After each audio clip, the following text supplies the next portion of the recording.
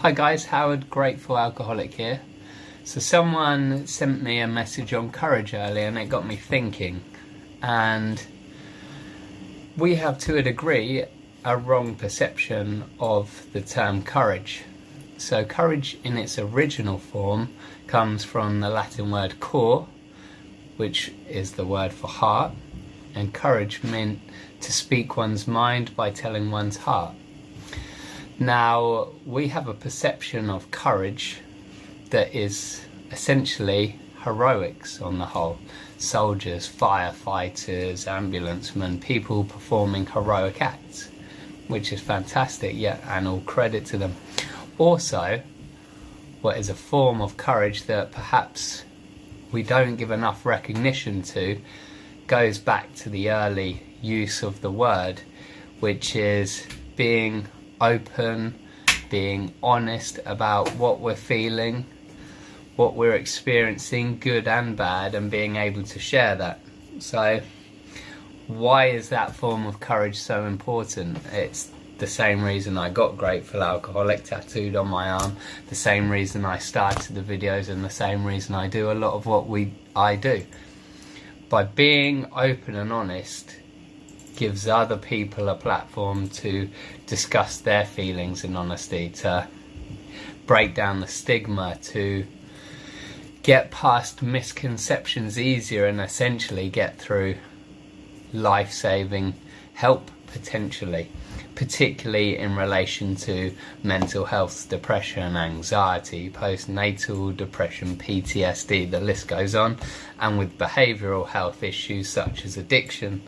Now, I suffer from both sides of that, mental and behavioural health. Now,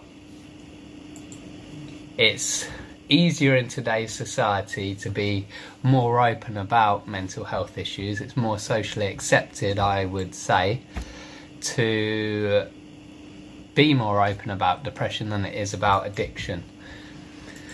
Now, I don't want people doing things that they're not comfortable with, and I certainly don't want people doing things that jeopardize them. I run my own business. I'm quite open. I can cope with a lot of criticism and stick, so I'm well suited to be very honest about my addiction and other mental health issues. I appreciate not everyone can. If you're, say, in a job of trust, perhaps a teacher wouldn't want to disclose their addiction, and that's fine. So this is not if by disclosing the information at the current state will disrupt your life or has the potential to, please don't. But if you're in a position where you can be open and honest about your illnesses, about your feelings, about your experiences, then I encourage you to be courageous with it and do the best you can. These are the kind of things that break down the stigma, break down the denial, raise more awareness for both those suffering and, more importantly, those not suffering, which helps break through the stigma further. So please, please, please do your best just to discuss it with people. It doesn't have to be online like me. It could just be discussing it with a fellow co-worker, with someone outside the school gates. Could be discussing it with your family. Please do your best to be honest and open and courageous about this, because it could save someone's life. Suicide on the rise, one of the biggest killers, the biggest killer of young men in the West. Addiction, not only a big killer, but absolutely ravaging for families, loved ones. Depression, equally